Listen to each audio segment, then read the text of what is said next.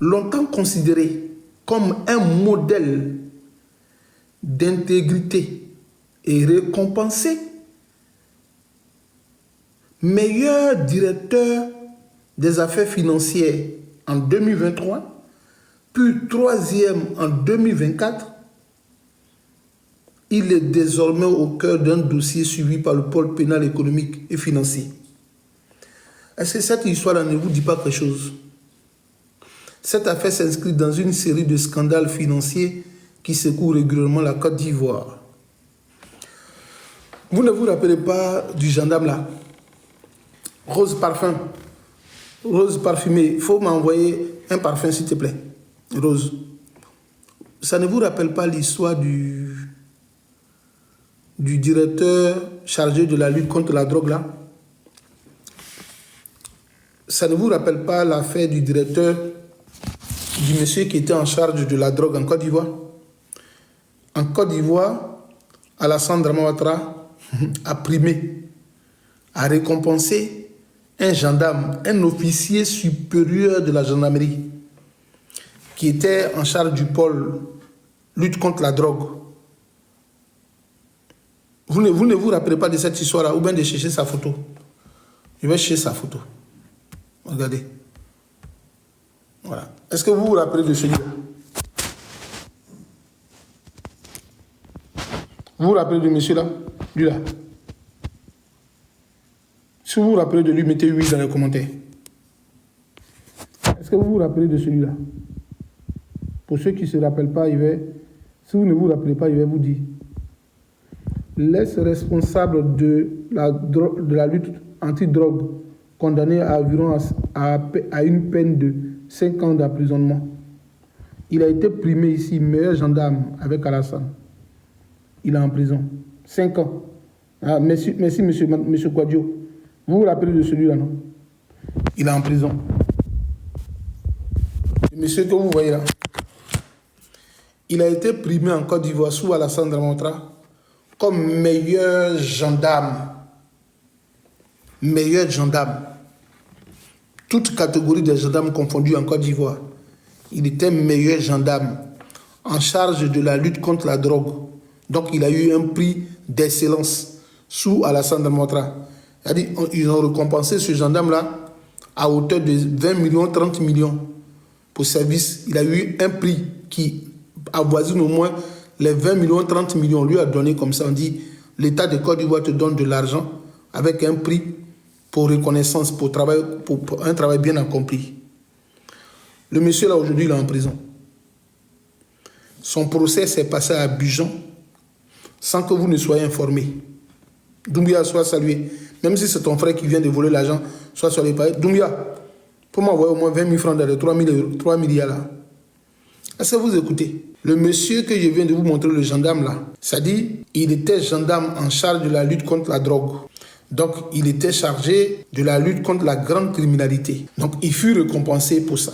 Mais en la réalité, lui-même, c'est un criminel à col blanc. Est-ce que vous connaissez ce qu'on appelle la criminalité à col blanc? C'est dans nos sociétés des statuts les plus valorisants. C'est des personnes que vous voyez, on appelle ça criminalité à col blanc parce que c'est des gens qui sont tout le temps habillés, costumes, c'est des mafieux. Quand ils volent, on ne sait pas. Ils ne sont pas dans la délinquance que nous connaissons tous, qu'on appelle les criminels à col blanc. Donc ce monsieur-là est un grand criminel, est en la réalité dans la veste d'un criminel à col blanc. Mais Alassane Dramane Ouattara a primé un criminel à col blanc. Ils lui ont donné des primes en Côte d'Ivoire sur le dos du contribuable ivoirien. Mais finalement, la drogue que lui-même il a saisie là, il a pris ça avec ses unités et il allait déverser ça sur le marché. C'est comme si il s'était comporté, soit salué Étoile du Canada, il s'est comporté comme ce que nous observons ici comme phénomène, ici en France, dans les banlieues. Je raconte du n'importe quoi. Est-ce que tu peux monter? Moi, j'aime quand vous me parlez comme ça. Monte et puis on va parler, mon frère. Pour pas rester là, on est entre nous Ivoiriens, pour pas rester derrière les écrans, puis tu dis tu racontes n'importe quoi. Faut monter et puis on parle. Puis je vais voir, on fait comparaison d'explication des coups, on voit qui est fort. Et puis là, quand il me débat, là, quand il me détruit dans le débat, il dit oui, tu es fort. Est-ce que tu comprends? Tu montes et puis tu dis mon frère, je veux la parole. Je t'envoie une invitation. Et puis tu me dis oui, ce que tu es en train de dire, c'est du n'importe quoi. Non, faut monter. On va parler de tout ça. Un garçon ne parle pas de rému. Regarde, moi, mon bras, je suis un garçon. Il ne parle pas de rému. Montre-toi un parler. Je suis un vrai garçon. Montre-toi un parler. Il y a les muscles et puis j'ai le verbe. Montre puis on parle. Faut monter, on va parler. Babo, là, je ne suis pas dedans. Faut monter, on va parler. Puis tu donnes tes arguments et je t'écoute. Moi-même, dans mon propre panel, je te donne 10 minutes. Tu exposes. Après, moi, je prends 10 minutes. On fait un combat. On fait un débat en toute légalité, en toute équité. On fait un débat en toute équité. Faut monter. Faut pas rester derrière l'écran pour dire n'importe quoi. D'abord, je t'apprends dans ta vie ce qu'on appelle la notion de criminel à col blanc. Est-ce que toi, tu connaissais ce qu'on appelle le criminel à col blanc? Je t'enseigne d'abord. Je te donne un coup qui n'est pas de niveau CM2. C'est un coup universitaire. Pour parler de la criminalité à col blanc, il faut être à l'université pour comprendre le phénomène de la criminalité à col blanc. Donc, faut monter, on va parler. En Côte d'Ivoire, comme on le dit de manière triviale, que c'est les pauvres, les innocents qui croupissent en prison. Ce sont les pauvres qui font la prison. C'est vrai. Quand on finit de remarquer, avec nos observations qu'on a, c'est les vrais délinquants, les vrais criminels qui sont toujours en liberté. Et puis les pauvres, les voleurs de bananes, les voleurs de voitures, là, sont eux qui croupissent, qui meurent en prison. Mais les vrais criminels sont en liberté. Fléau de la criminalité à col blanc. Et comme le chiffre de la criminalité à col blanc rentre ce qu'on appelle dans le chiffre noir de la criminalité, parce que c'est généralement pas rapporté à l'appareil judiciaire ou aux auxiliaires de justice. Quand nous avons eu à étudier ici en France, avec la France, tout était éclairé, donc il y a des organismes de lutte contre la répression même de la criminalité à col blanc. Donc quand vous allez partir l'État 4001, je vous donne ce soir un site. Il y a toute année, les statistiques sont données en termes de criminalité dans l'État 4001. Monsieur qui me disait n'importe quoi là, va consulter l'État 4001. C'est un site. Tu vas voir, tu vas détailler la classification des crimes, ce qui a été tant, va voir. L'État 4001, tape et tu viens me dire que celui qui est en train de parler dit n'importe quoi. Va voir. Comment la criminalité à col blanc rentre-t-il dans le chiffre noir des criminalités? Pourquoi ce n'est pas rapporté dans les statistiques policières? Ça ne rentre pas dans le cadre des statistiques policières parce que ceux-mêmes qui commettent ces crimes-là, c'est en la réalité auprès d'eux qu'on devait aller les dénoncer. C'est ce qu'on appelle la criminalité à col blanc. Il y a la corruption, il y a le détournement des deniers publics et il y a les grands détournements. Même les organes humains, ce sont eux qui transportent. Le colonel ou le général, la gendarmerie à qui ils ont donné le prix de meilleur gendarme lutte contre la drogue là. Si on ne l'avait pas attrapé, la drogue qui partait déverser sur le marché là, qui est-ce qui était censé recueillir ces informations là? C'est pas lui-même. Mais comme lui-même il sait qu'il est au cœur du dispositif de la criminalité à col blanc, quand il finit, il attrape les petits délinquants qu'il fout en prison, puis lui-même il prend le terrain de la drogue. C'est ce que nous observons en France ici, dans les quartiers les plus fragiles. Quand on attend à Marseille, tel jeune est mort dans la rue, ils ont tiré sur telle personne, mais ce sont les combats qu'on mène sur les terrains de vente de drogue. Donc, ce grand criminel, délinquant, vendeur de drogue, le gendarme à qui ils ont donné l'argent là, en la réalité, lui, il a attrapé les petits délinquants, les livreurs, les dealers, pour que lui-même, il devienne propriétaire des marchés de la drogue en Côte d'Ivoire. Est-ce qu'au moins ça, tu as compris mon idée? C'est-à-dire que lui, il incassait les petits dealers là, et puis le marché lui appartient. Et on vient lui donner un prix parce qu'il aurait travaillé. Et ce qui est bizarre, en Côte d'Ivoire, Zarathustra Nassagor, soit salut mon oncle. En Côte d'Ivoire, on parvient à primer ou à donner des primes aux personnes elles-mêmes qui commettent, qui sont donc impliquées dans la criminalité à col blanc. Mais ici en Europe, une personne qui a eu un prix d'État ou qui a été décorée pour la République, pour un travail bien accompli, mon oncle, lorsque la France s'en rend compte que cette personne a lui-même commis des fautes graves, on va vers l'institution qui l'a décoré pour dire celui-là, il ne peut pas porter notre décoration, il ne peut pas avoir un prix d'excellence alors que lui-même traîne des casseroles. J'aurais même appris que si Sarkozy a été condamné définitivement, s'il avait purgé une peine incarcérée dans son casier judiciaire, on lui aura enlevé la Légion d'honneur de la France. Mais en Côte d'Ivoire, on prime, on donne des primes aux gens, on dit que ces personnes sont écourées avec un mandat de dépôt, c'est-à-dire désormais vont sortir de la banca avec un casier judiciaire B1, B2, B3, Mais elles ont quand même toujours ces primes-là ou ces tableaux-là, les décorations de l'État de Côte d'Ivoire dans la maison. Mais quelqu'un qui fait outrage ou qui est un contrevenant ou un délinquant ne peut pas porter l'honneur d'un pays, ne peut pas être primé. On donne des primes, des décorations aux gens par rapport à leur travail fait. Parce que ces personnes-là sont des exemples de nos sociétés. Mais en Côte d'Ivoire, garde drogué et directeur de la lutte contre la drogue, on lui donne prime. Il va en prison, mais il a toujours la prime là. Monsieur Doumbouya Abraham Abed Ngo, qui est DICAB du ministère de la Santé, à lui seul sur ses comptes, on aurait découvert 3 milliards de francs CFA, alors que ce dernier-là a été récompensé à 2 reprises par l'État de Côte d'Ivoire. On donne toujours des primes aux gens qui détournent les deniers publics. Mais je me demande, parce qu'après tout, ces personnes-là recouvrent la liberté. Hein. Le général là même de la gendarmerie, qu'ils ont jugé, l'officier là, ils l'ont jugé à huis clos. On ne l'a pas vu à la télévision. Monsieur Doumbouya, on ne l'a pas montré à la télévision. Il est rentré chez lui tranquillement. Demain, Doumbouya sera comme monsieur le DG du fait là. J'oublie son nom. Il a dit demain on va voir Doumbouya là, DG et directeur de cabinet du ministère de la Santé. Demain on va le voir dans son village à Odiné là-bas, il est député maire. Demain on va voir l'officier supérieur de la gendarmerie là, dans son village là-bas en train de devenir maire quelque part. Voici comment la Côte d'Ivoire est. Voilà la Côte d'Ivoire où on fait la place à la médiocrité. Mais je vous dis, coûte que coûte, vaille que vaille, la force s'inclinera devant l'intelligence. Coûte que vaille que vaille, la force s'inclinera devant l'intelligence. Sur ce, je profite pour dire bonsoir à mon oncle et je vais donc lui donner la parole parce que je sais que dans sa parole on retrouve aussi de l'intelligence. Tonton, bonsoir. Bonsoir Soleil, comment tu vas? Il est 21h16 à Paris. Est-ce que le soleil continue de briller à Paris? Il brille toujours, tonton, il brille. Il n'y a pas de raison que le soleil ne brille pas même à 21h17 à Paris. Il n'y a pas de raison. Surtout quand toi, le grand, tu es là. Tu es dans toute ta splendeur, dans toute ta grandeur, dans toute ton éminence, dans toute ta... Quand tu balances les rayons un peu partout, les rayons, mais en fait, ce que tu balances, j'ai mon condisciple Franklin Yamsi qui distribue les pains spirituels, mais toi tu distribues les lumières spirituelles. Oh, qu'est-ce que c'est beau,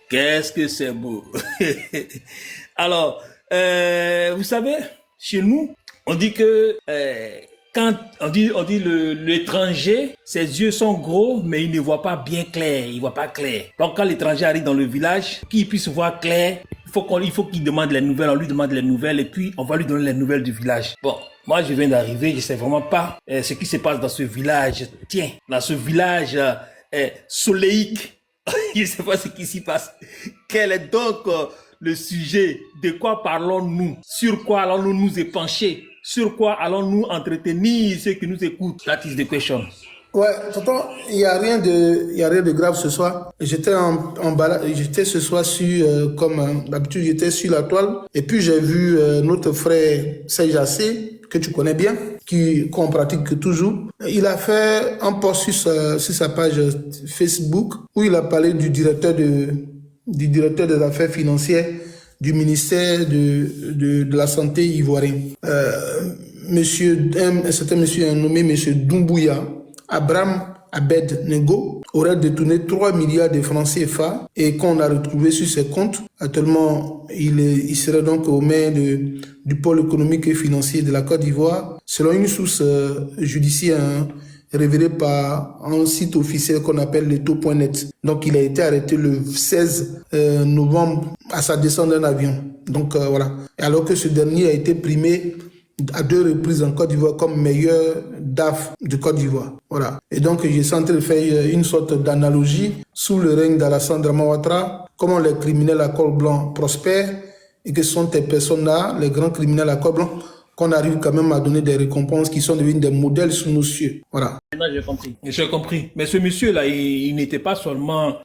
c'est pas seulement au ministère de la Santé qu'il était, hein. Il a d'abord été au ministère de l'Éducation nationale avec Kandia Camara. Donc, quand on sait ce que Kanya Kamara a fait dans ce ministère-là, comment elle s'est enrichie, oh, moi je sais que nos camarades non, nos frères, c'est pas nos camarades, nos frères du RDR vont me demander quelles sont les preuves. Si vous partez dans la région de Zérékoré, en Guinée, vous allez voir, elle y a déposé une université. C'est à son nom et c'est sûr de tous. C'est sûr de tous. Donc, elle y a déposé une université. À Cocody, elle a une grande école qui est même plus importante que l'université de Cocody. Donc voilà, cette dame-là, elle a fait beaucoup de merveilles du point de vue de sa politique de fossoyeuse. Parce que le mot, je ne sais pas s'il existe, mais il sait que les fossoyeurs existent. Mais comme c'était toujours les hommes qui fossoyaient, donc les gens n'ont pas pensé à trouver un féminin à ce mot-là. Voilà. Ils n'ont pas pensé à trouver un féminin à ce mot-là. Bon, on a aujourd'hui l'occasion, avec le régime d'Alassane Ouattara, de féminiser le mot fossoyeur. Donc moi, je commence et je dis une fossoyeuse. Voilà. Cette dame, donc, avec qui il a travaillé, elle est aujourd'hui, je veux dire, la troisième, quatrième personnalité de l'État, puisque présidente du Sénat. Voyez-vous, comment vous pouvez imaginer que le vice peut promouvoir la vertu? Est-ce que vous comprenez la question que je pose? Comment vous pouvez imaginer que le vice promeuve la vertu? C'est pas possible. Parce que ce qui est vertueux, c'est ce qui est du domaine du bien, c'est ce qui est du domaine, n'est-ce pas, du moralement acceptable, validé. Mais Alassane Ouattara lui-même là, il n'est pas un homme vicieux. Il est l'incarnation du vice, la personnification du vice. Parce que par son arrivée au pouvoir en Côte d'Ivoire, il a nié des existences. Il les a niées. Et par sa gouvernance, on voit que c'est une gouvernance totalitaire. Totalitarisme même. À partir de ce moment-là, l'homme qui avait été considéré, parce que je ne sais pas si aujourd'hui cette considération-là, elle est démise, l'homme qui avait été considéré comme un génie venu de Fonds monétaire international, un technocrate, quelqu'un qui avait la maîtrise de la gestion d'un État, quelqu'un qui était un homme par excellence qui allait conduire la Côte d'Ivoire qui allait conduire la Côte d'Ivoire dans l'émergence à l'horizon 2020. Aujourd'hui, nous sommes à 2025, nous sommes à la veille de 2026, mais on n'a pas encore perçu ce qu'ils ont appelé l'émergence. On ne l'a pas perçu. Vous voyez ces gens, ils nous ont parlé de l'émergence en 2017-2018. Quand on est arrivé à 2020, date de la réalisation de l'émergence, ils ne nous ont même pas fait le bilan de l'émergence. Ils ne nous ont pas dit si l'émergence a été atteinte ou l'émergence a été dépassée. Ils ont fait comme s'ils n'avaient jamais parlé de l'émergence. Et puis nous sommes restés en attente de l'émergence. Comme on a attendu Godot. Comme Hamlet a entendu Godot et Godot n'est jamais venu. Ouais, donc c'est ça. C'est ça le problème avec ce monsieur-là. C'est son véritable problème.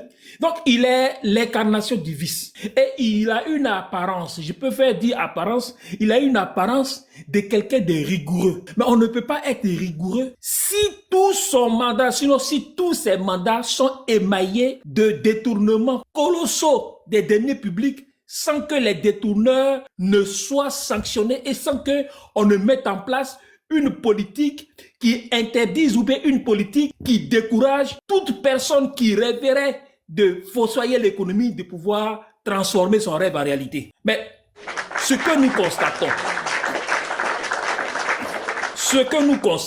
c'est qu'Alassane Ouattara, avec Alassane Ouattara, les gens se disent, c'est le moment le plus intéressant, le moment idéal où il faut voler sans peur.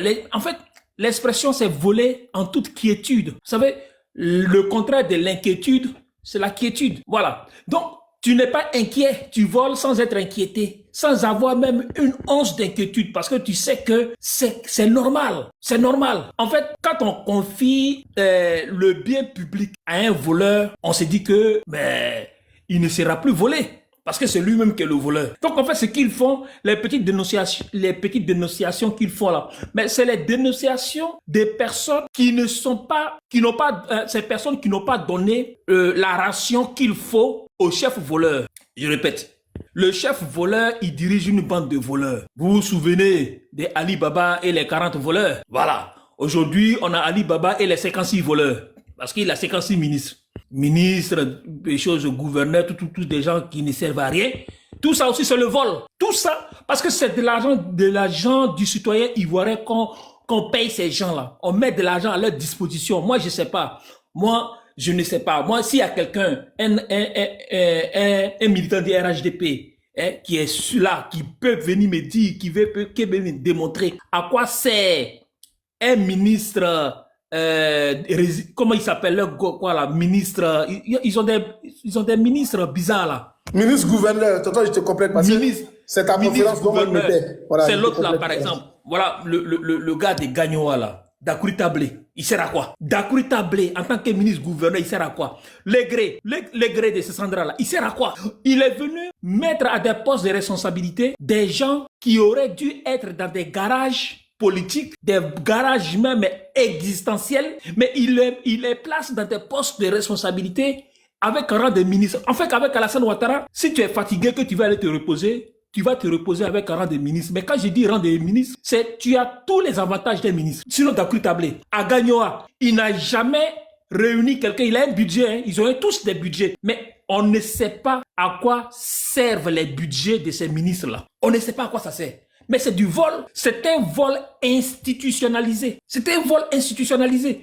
Parce que ils prennent l'argent du contribuable ivoirien pour en jouir et s'en réjouir. Alors que le contribuable aurait pu prendre ce temps. On nous dit que non, ouais, Gbagbo a donné 2 milliards à Chirac. Vous connaissez le budget d'un ministre-gouverneur?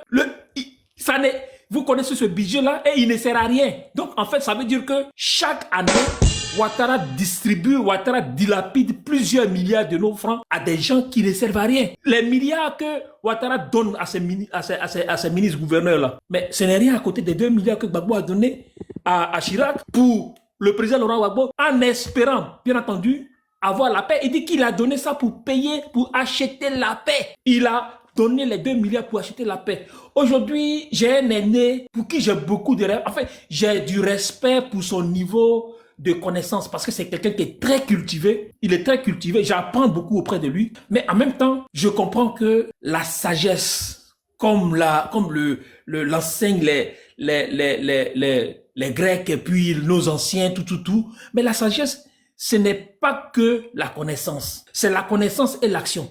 La mise en pratique de la connaissance que tu as, donc l'action.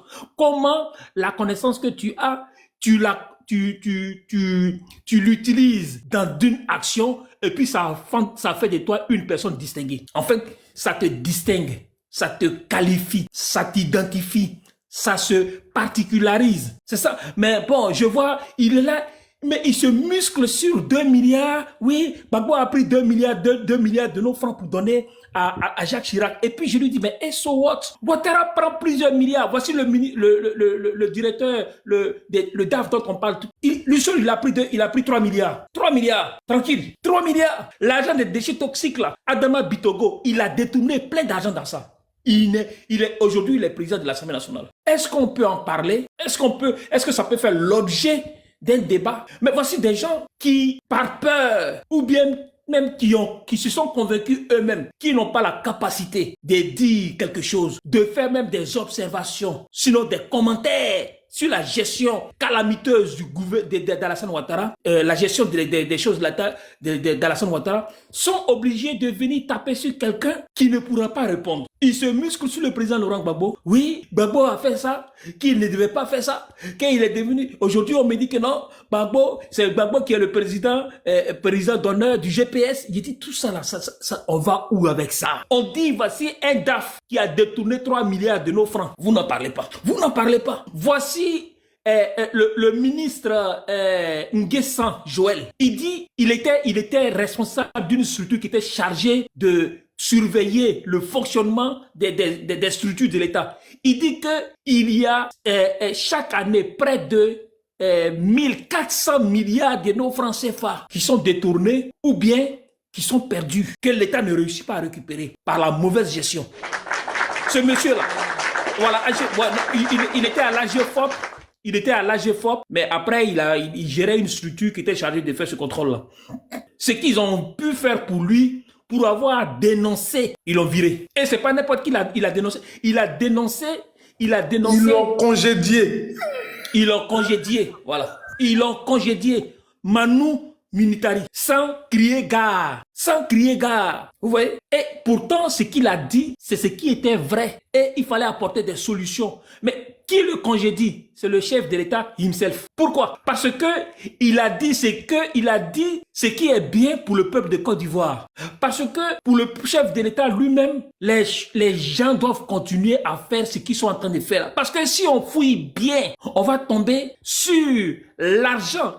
Est-ce que vous savez que chaque année, Alassane Ouattara donne 12 milliards de nos francs, 12 milliards de francs CFA au cabinet, sinon de la première dame Alassane Ouattara, pour le financement de ses activités, parce que c'est son truc de Children of Africa là. Ouattara a reconnu ça comme une association d'utilité publique. Et donc, elle perçoit 12 milliards de francs CFA de l'argent de le contribuable. 12 milliards de francs CFA là, en mathématiques, ça fait 6 fois 2 milliards. 6 fois 2 milliards. C'est-à-dire qu'on dit que Gbagbo a donné 2 milliards à Chirac et puis on ne peut pas dormir à cause de ça là. Alassane Ouattara donne 6 fois ce que Gbagbo a donné à Jacques Chirac. Elle donne ça à son épouse, à l'association de son épouse. En plus de ça, l'argent, il y a une structure qui a été créée pour pouvoir financer les activités des femmes. Cette structure-là, l'argent là, ça passe par Dominique Ouattara. Mais tout ça là, les gens voient, les Ivoiriens voient. Et puis c'est motus, bouche cousue. Ils se taisent, ils sont muets comme des cartes. Ils sont dans un silence cadavérique. Des cimetières. Ils ne peuvent pas parler. Ils ne peuvent pas en parler. Ils ne peuvent pas dénoncer. Mais les 2 milliards du président Laurent Gbagbo, donnés à la France, à Jacques Chirac, ça leur fait mal plus que les 12 milliards que Alassane Ouattara donne à sa femme Dominique Ouattara chaque année. Multiplions 12. Et ça a été reconnu par une association d'utilité publique. Et le financement, ce n'est pas moi qui le dis. C'est un financement, c'est une information qui est publique. C'est une information qui est connue. Ce n'est pas moi qui le dis, hein. Je n'invente rien. Hein. Parce que je sais que si j'invente quelque chose, bon, déjà, moi-même, je sais que tant que Ouattara au pays, mon pied n'est plus là-bas. Mais si j'invente quelque chose, on peut venir mettre l'IPIA dans ma nourriture ici où je suis. Bah oui. On peut mettre l'IPIA dans ma nourriture. Ouais. Ceux-là, ils sont forts. Hein. Ils savent que nous, les gens de PPACI, là, bon, ils savent que on est très bandants. Donc, très facilement, par ça, on peut nous avoir. Donc ben oui, la gauche est bandante. Ça ne date pas d'aujourd'hui. La gauche, elle est très bandante. Elle ne contrôle pas ses pulsions sexuelles. Ah non, mais enfin, c'est normal. La gauche, ce sont les progressistes. Tu as vu un progrès qui ne bande pas. Hein? La droite, ce sont les conservateurs. Donc, eux, ils sont beaucoup formés, ils sont beaucoup axés sur la tradition, la famille. Il faut faire ça, la religion. Dieu a dit, c'est Dieu qui commande. Dieu a dit, il faut pas faire ça. Nous, on n'est pas dans ça. Nous, on bande. Et voilà. Non, mon frère Yen, toi, si tu n'étais pas loin, j'allais t'inviter à boire une bière. Et dire, c'est humain. Ah ben oui. Il faut qu'on demeure humain. Et puis, en bandant, on règle beaucoup de problèmes. Donc, parce qu'on dégage des pulsions qui, non maîtrisées, peuvent nous détruire. Voilà. Donc, et puis, heureusement, on bande dans des endroits qui sont bien précis, des endroits qui sont adaptés, sinon qui sont destinés à ça. Donc, ce sont des bandes, hein, on dit des bandes, non? Donc, ce sont des bandes qui sont normales. Voilà. Donc, voilà, ça soigne la prostate aussi, tout ça là. Donc, tout ça là, on fait du bien. Et ça fait que ça réduit le coût même de la sécurité sociale. Bien entendu, il faut le faire. Donc, c'était dit en passant. Et puis, c'était une parenthèse libidinale que j'ai ouverte et que je vais me faire le plaisir de fermer très rapidement pour retourner dans les choses qui sont beaucoup plus politiques que libidinales. Parce que, oui, en même temps, la Bible déclare que L'homme ne vivra pas seulement que de pain, mais toutes choses qui viennent de la parole de Dieu. Tu avais dit qu'on vivra de la parole de Dieu, mais on vivra aussi de pain. Donc, on vivra de la chair, on vivra de l'esprit, mais on vivra aussi de la chair. Donc, il faut vivre, il faut gérer les deux.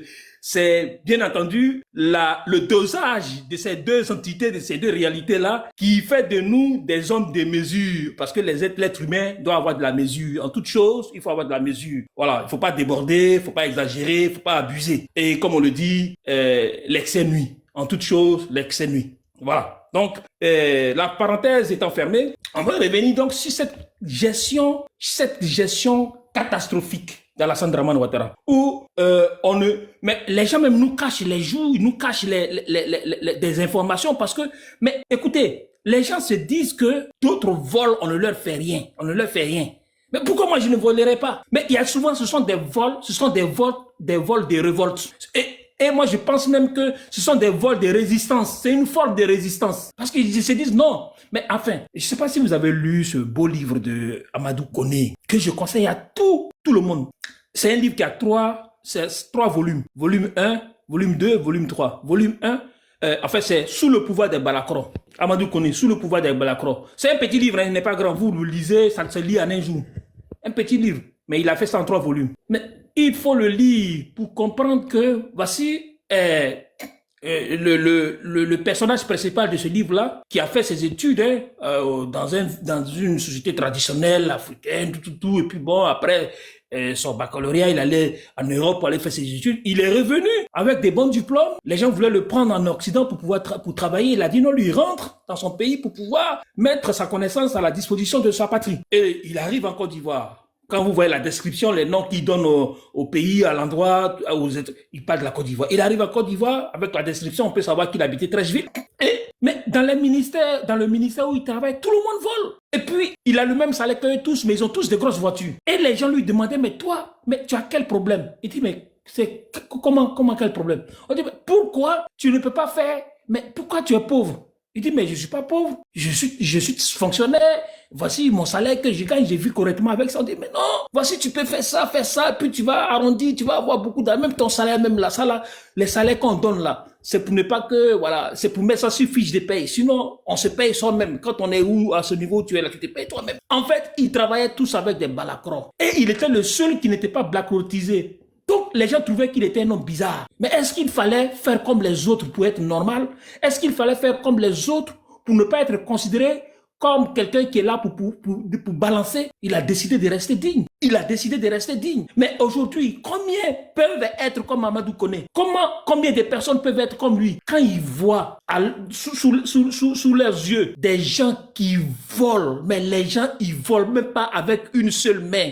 Mais ils volent avec les 2 mains, les 2 pieds, avec la bouche, ils volent et puis ils n'ont pas de crainte parce qu'ils savent que le vol est institutionnalisé. Le vol est institutionnalisé dans un État où un chef d'institution, mais même une autorité qui assume une responsabilité, qui est payée par... Lorsque tu fais... Regardez, moi j'ai vu une vidéo du président de la commission électorale indépendante où il était en train de balancer l'argent. Il était en train de balancer l'argent. Mais dans un état normal, ce sont des questions, ce sont des actions qui doivent être questionnées. Ça doit être questionné. Vous voyez? Donc, l'affaire de ce monsieur-là, qui a été arrêté, moi je dis, ça me fait mal pour lui. Parce que il a fait comme les autres, mais peut-être qu'il n'est pas passé à la case, il n'a pas dédouané son argent. Parce que, oui. Quand tu prends que tu dédouanes, ça va pas quelque part. Tout à l'heure, Soleil, tu as parlé de Monsieur Diaby Lassina, ex-DG du FAIR, même 1 minute en prison, il n'a pas fait. 1 minute en prison, il n'a pas fait. On ne nous a jamais dit si l'argent qui a été volé, si cet argent a été remboursé. Ils n'ont jamais interrogé Diaby, parce que Diaby Lassina même là, ses camarades, ses proches ont dit que c'est cet argent-là qu'il prenait pour pouvoir financer. Il dit que, mais vous croyez que où il avait l'argent qu'il prenait pour acheter les tablettes, les ordinateurs pour donner aux cyberactivistes à Paris, où il avait l'argent? Vous allez mettre un homme comme ça en prison? Mais il a fait la campagne de Alassane Ouattara. Oui, il a fait la campagne et il n'a pas été sanctionné. Mais elle était un peu morose, mais il a quand même essayé. Oui, donc toutes ces personnes-là qui volent l'argent de l'État. Et quand on dit oui, c'est pas l'argent de Ouattara qu'il vole. Et ça, il faut qu'on se le dise une fois. Le président de la République est un citoyen, est un Ivoirien, est un est un homme comme toi, comme moi, que les Ivoiriens ont choisi pour gérer ses biens et prendre ces biens-là pour assurer sa sécurité, pour le scolariser, pour pouvoir lui donner des routes, pour pouvoir lui donner en fait le bien-être. C'est ce qu'on appelle, c'est ce que l'autre a appelé l'IDH, pour que son niveau de vie s'améliore. Donc l'argent qu'il prend pour faire ça là, où il enlève. Mais ce n'est pas le Ouattara qui fabrique l'argent de Côte d'Ivoire, hein. Il ne fabrique pas, et puis c'est pas parce que Ouattara il est beau que la Côte d'Ivoire a l'argent, hein. Non, l'argent que la Ouattara il a là, l'argent qu'il doit gérer là, c'est l'argent, c'est la contribution de tout le monde. Oui, moi, on m'a dit que même quand tu envoies Western Union à quelqu'un, pour retirer, la personne doit payer des timbres, un timbre pour retirer Western Union. Je ne sais pas si ça existe encore, mais on m'avait parlé de ça. Mais alors même au-delà de ça, quand tu vas acheter une bouteille d'huile, il y a ce qu'on appelle la TVA sur la bouteille d'huile. La TVA qu'on met sur la bouteille d'huile là, c'est-à-dire que ça fait que le prix de la bouteille d'huile augmente. Parce qu'on met la TVA. La TVA, je crois que c'est 20% en Côte d'Ivoire, non? Je ne connais pas, mais ce que tu es en train de dire est vrai. Parce que même notre institution à l'université, quand il a ouvert les universités, tu partais payer, il fallait payer 100 francs de timbre d'État. Voilà. Donc quand tu retires ton argent Orange Money, il y a une taxe d'État. Il faut donner 100 francs. Voilà. Donc la TVA que nous payons là, sur le pain, sur la sardine, sur l'huile, sur la boîte d'allumettes, tout ça là, c'est ça que l'État récupère. TVA, nos TVA on récupère. Les impôts qu'on paye, les gens ils récupèrent. Comment on appelle ça?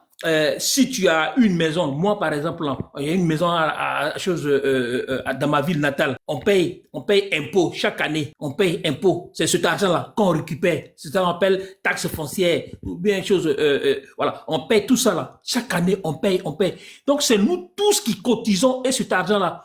Quand on récupère tout ça, on appelle ça l'assiette budgétaire. Ça constitue l'assiette budgétaire. Ça permet à l'État de pouvoir faire. Donc, ce n'est pas Ouattara qui fabrique l'argent. Et en principe, cet argent-là, si c'est beaucoup, le gouvernement peut dire, bon, moi, je vais construire des logements sociaux pour permettre à mes compatriotes de pouvoir dormir à moindre coût. En Libye, Kadhafi l'avait fait. Je ne sais pas si c'est un mythe ou bien si c'est une réalité, mais les gens nous racontaient que quand une femme, elle est enceinte, l'enfant qui va naître là, Kadhafi a déjà prévu sa maison. Quand il aura ses 18 ans, ses 19 ans, sa maison c'est déjà prévu. Il y avait des maisons qui avaient été construites qui n'étaient pas encore habitées parce que leurs occupants ne sont pas encore nés. Mais c'est parce que le pétrole et le gaz de Libye permettaient aux Libyens de vivre très bien. Moi, toute ma vie, je n'ai pas vu un Libyen en France, en Angleterre, dans les autres pays du monde. Je n'ai pas rencontré un Libyen. J'ai rencontré toutes les nationalités. Je n'avais jamais rencontré un Libyen. Il a fallu que les gens gassent Kadhafi pour on rencontre les Libyens qui sont sous les tentes en France. Vous voyez? Mais il avait fait ça. Il avait mis ce projet-là en place en Libye. En Côte d'Ivoire, on peut le faire parce que la Côte d'Ivoire, qu'on ne se voile pas la face. La Côte d'Ivoire, c'est le pays où coule le lait et le miel. En Côte d'Ivoire, là, on peut mettre à la disposition de tous les Ivoiriens qui ne travaillent pas un minimum pour pouvoir avoir la dignité. On peut mettre à la disposition de chaque femme qui accouche les moyens nécessaires pour assurer l'éducation de son enfant. Et on peut mettre en place un système qui permettra de pouvoir venir en aide aux mères isolées pour s'occuper de leurs enfants. Parce que en t'occupant d'un enfant, tu t'occupes de la nation. En donnant ces moyens à cette femme-là de s'occuper de son enfant, de pouvoir être à mesure de soigner gratuitement son enfant, de le scolariser gratuitement. Parce que l'État de Côte d'Ivoire a les possibilités de le faire. Ça allait permettre de réduire au maximum le taux de délinquance en Côte d'Ivoire. Parce que c'est justement parce que les parents n'ont pas les moyens de leur responsabilité parentale. Ils n'ont pas ça, ils ne peuvent pas. Il y a des parents qui ne travaillent pas, qui sont au chômage. Ils ne perçoivent même pas le chômage. Ils ne perçoivent même pas ce qu'on appelle la solidarité. Ils ne perçoivent pas rien. Et ces parents-là sont dans la contrainte de voir leur fille de 17 ans sortir, rentrer et puis donner 2000 francs à la maison pour qu'on puisse faire à manger. Et puis lui-même, il mange aussi. Il ne sait même pas ce que sa fille a fait pour vous donner les 2000 francs là. Il ne sait pas, mais il mange. Mais il sait, hein, mais il n'ose pas le dire, il n'ose pas le faire sortir. Parce que, en fait, la nourriture qu'il mange là, c'est le symbole de son humiliation. C'est le symbole de sa déshumanisation. C'est le symbole de je sais même pas, mais de sa néantisation. Il mange son néant lui-même parce qu'il n'a pas le choix. Il mange. Et si tu as fini de manger ça et que la fille veut sortir demain, si tu peux lui dire de ne pas sortir, si elle sort pas, tu manges quoi? L'État de Côte d'Ivoire devait être capable. Au stade où nous sommes aujourd'hui là, la Côte d'Ivoire devait être capable de pouvoir régler tous ces petits problèmes là. Mais parce que les milliards que les gens volent par jour, mais c'est cet argent là, si c'était bien géré, ça aurait permis de pouvoir régler ces problèmes là. C'est ça. Les milliards. Alors, moi je vous dis, nous sommes une jeune nation. Nous avons un parlement. Déjà même le parlement, c'est quoi? C'est 255 députés. Pour la Côte d'Ivoire, c'est trop. On n'a pas besoin de 255. 200 députés même, ça va pour nous. Ils font quoi là-bas? 200 députés même là, c'est suffisant pour nous. 200 députés, ça va. On est quoi? 30 millions d'habitants. 200 députés, ça va. Tranquille. Mais 255 députés. En plus de ça, on a des sénateurs. On ne sait même pas à quoi ils servent. Voilà Major qui dit 150. On a les sénateurs. Ils servent à quoi? Mais c'est budgétivore. Mais ils servent à quoi? Dites-moi, les sénateurs là, quel est leur métier? Quelle est leur profession? Ils font quoi dans ce pays? Mais on ne peut pas me supprimer ça là. Tu veux que Kadia Kamara parte à la retraite? Non, mais on peut supprimer les sénateurs. Le Sénat, ça sert à rien. On supprime ça. On supprime le Conseil économique et social et environnemental. Ça sert à rien. Alassane Ouattara a chose une centaine de conseillers à la présidence. Il n'a qu'à réduire et puis il n'a qu'à prendre les gens qui vont servir à quelque chose. Donc si Assalfo vient pour déployer, moi je ne suis pas d'accord avec toi. Non, les gars, de vous à moi, qu'est-ce que le Conseil économique et social a fait dans ce pays-là une fois? Les gens là, ils sont payés. Je ne sais pas si les salaires ont changé, mais ils ont au moins... Aboulaye Traoré, Assalfo travaille là-bas. Hein. Regardez-moi ça. Aboulaye Traoré, qu'est-ce qu'il a apporté? Il a été un grand footballeur au niveau du sport. Est-ce que il apporte quelque chose? Est-ce qu'on ne peut pas le mettre? Mais franchement quoi? Est-ce que Ouattara n'a pas un conseiller sportif? Est-ce que la FIF n'a... Non mais attends, franchement. Conseil économique et social, ça ne sert à rien. La grande chancellerie, dans les pays modernes, ça sert à quelque chose, mais en Côte d'Ivoire, là, ça sert à rien. La grande chancellerie, là, bon, d'ailleurs même, notre maman qui est là-bas, là, nous-mêmes, on ne sait même plus maintenant si... Voilà. On ne sait même pas à quoi... bon, maman est fatiguée. Maman Henriette est fatiguée. Elle est honorée, maintenant ils l'ont remplacée. Ah, ils l'ont remplacée? D'accord. Oui, mais elle est honorée quand même. Elle est honorée. Elle touche tout. Voilà, elle touche tous ses droits. Elle a tous ses droits. Voilà, ça sert à quoi? On nous a dit, il y a encore une structure qu'on appelle la grande médiature de vous à moi. Ils ont fait quelle médiation dans ce pays-là? On sort d'une crise préélectorale qui a fait beaucoup de victimes. À quoi la grande médiature a servi? À quoi ça sert? À quoi ça sert la grande médiature? Ça sert à quoi dans ce pays-là? Dans ce pays nôtre? Parce c'est notre pays. Moi là, je suis né dans ce pays-là. Je suis né à San Pedro. Je suis né dans ce pays-là. Mon cordon ombilical là, ça a été enterré à San Pedro. Donc, je suis de ce pays-là. On peut parler sans que les gens nous disent que non, nous sommes des populistes parce que ce mot-là, les gens l'ont tellement utilisé comme si c'est un mauvais mot. Moi, j'aime, si on dit je suis populiste, oui, parce que je parle pour le peuple. Et puis, je dénonce le populisme, c'est la dénonciation de l'élite, la dénonciation des travers des élites, sinon de l'élite. Donc, si c'est une chose là, mais c'est normal. Ou bien vous confondez le populisme et comment on appelle ça? Et la démagogie. Parce que c'est pas la même chose, hein. Démagogie et populisme, c'est pas la même chose. Je referme la parenthèse rapidement. Et puis, je parle de ce que l'argent de la Côte d'Ivoire pouvait servir à faire. On pouvait prendre cet argent-là pour financer la réduction du train de vie, sur le coût de la vie. Par exemple, financer le coût du carburant, financer le coût de l'électricité, ou bien réduire les taxes sur l'électricité. Ça leur permet aux gens de souffler, hein. Mais un chef de l'État qui, lui, il prend l'argent de la Côte d'Ivoire, on prend l'argent de la Côte d'Ivoire pour acheter kérosène, pour prendre avion de la Côte d'Ivoire, pour aller se promener en France chaque année, chaque fois. En fait, si Ouattara a fait dans un an là, il a passé 9 mois et demi en France.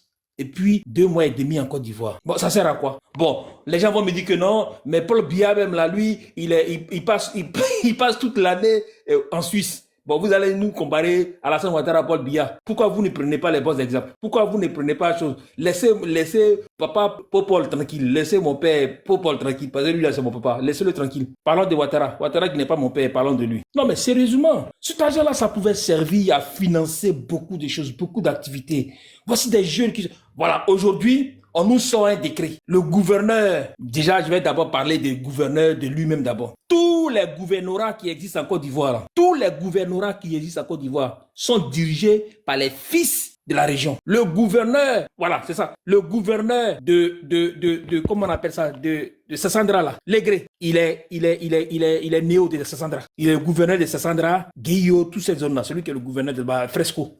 Il est de Sassandra. Le gouverneur, oui, lui, il prend, oui, je crois qu'il prend aussi 100 peu de tout ça là, mais il est de Sassandra, il est de la région. Le gouverneur de Gagnoa là, d'Akuritablé, il est de Gagnoa. Son village là, c'est chose, rappelle-moi son village là, Majo, c'est ton oncle là, vous êtes du même village, c'est ton village maternel, ces choses-là. Il est de Tipa-Tipa. Il est de Tipa-Tipa. Les gouverneurs d'Odiéné, ils sont d'Odiéné. Voilà, de Papékou. Le gouverneur de choses, comment on appelle ça, gouverneur de Bandoukou, il est de Bandoukou. Mais pourquoi le gouverneur d'Abidjan, c'est un Djoula? Pourquoi pour Abidjan là? Pourquoi pour Abidjan là? C'est un Djoula. Bon, lui-même Djoula, d'où on ne sait même pas il vient d'où. Son village Djoula là, les gens disent que non, il vient de Madinani ou bien il vient de... On dit que, bon, moi, ça je m'en fous. Mais il dit... Il vient de Makono. On dit il vient de Makono, voilà, il vient de Makono. Bon, c'est bien. S'il vient de Makono, c'est bien. Mais il ne peut pas être gouverneur de Makono. Pourquoi partout les fils de la région peuvent être gouverneurs et à Abidjan, le gouverneur, on prend quelqu'un qui vient de Makono. Ou bien il n'y a pas Ébrié à Abidjan pour être gouverneur, ou bien ça ne make pas sens. Non les gars, on n'a qu'à parler entre nous. On est des frères ivoiriens, tout. Il dit, pourquoi à Abidjan, le gouverneur là, il n'est pas Ébrié. Même si on nous prend même un gars de Bassam, je crois que c'est la même région, non? La région de... Est-ce que Bassam est dans le district d'Abidjan? Non, je ne pense pas. Bassam, c'est notre département avec Aboisseau. Voilà, ouais, avec Aboisseau là. Abonois. On peut mettre le gouverneur d'Abidjan, mais on met un Djoula. Moi, je ne suis pas d'accord avec. Je ne suis pas d'accord. On ne peut pas... Ça, c'est de... En fait, c'est de la discrimination. Voilà. Et ça, c'est pas bien. Sa mère est gourou. Bon, si sa mère est gourou, si vous parlez de sa mère, ça veut dire que sa mère a des traces en Côte d'Ivoire. Si vous n'avez réussi. Parce que moi, quand j'ai parlé des autres, là, je n'ai pas dit sa maman chose. J'ai dit, il est d'ici. Et généralement, nous, nous, c'est, voilà. Donc, on dit, mais quand vous précisez que sa mère est gourou, là, ça veut dire que son père n'est pas ivoirien. Ah, moi, c'est ce que j'ai dit, hein. Maintenant, si tu me dis que, si celui qui m'a dit que sa mère est gourou, là, si son information n'est pas complète, qu'il complète son information, qu'il me dise d'où vient son père, parce qu'on nous a dit qu'il était de Mankono. Ou bien Mankono, c'est la ville où il a grandi, ils n'ont qu'à nous dire. Parce qu'on nous a dit, il y a quelqu'un ici qui s'appelle Touré Mamadou, on nous a dit qu'il était de Dalois. Or, moi, des mémoires d'observateur de la vie politique ivoirienne et de celui qui connaît un peu l'histoire des ethnies, je ne connais pas de village des Touré à Daloa. Non. Est-ce que tu veux me dire que c'est sa mère qui est gourou et que son père, il est de l'autre côté de la Côte d'Ivoire, l'autre côté de la rive? C'est une question. Moi, je veux que tu complètes ta question. Mais ce que je voulais dire, c'est pas sur lui, c'est sur les décisions qu'il prend. Il vient de prendre une décision pour interdire les tricycles, voilà.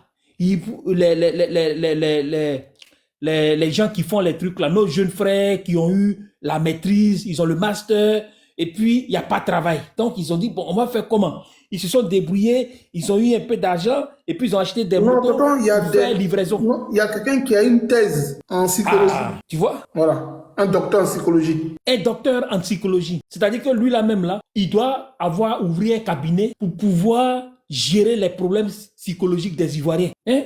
Mais lui, il est là, il fait taxi, moto, il fait les trucs comme ça pour pouvoir vivre. C'est même pas pour vivre, pour pouvoir survivre. Et Cissé Bakongo prend une décision pour interdire à ces personnes-là de faire ce travail-là. Pourquoi? Parce que l'information qui circule en sous-main, c'est que eux-mêmes là, ils veulent créer une structure de livraison. Voilà. Parce que eux, là où l'argent est là, ils veulent être là-bas. Et demain, ils vont dire que non, ils ont créé des emplois. Ça là, ce sont des auto-entrepreneurs. Ils ont créé leur emploi eux-mêmes.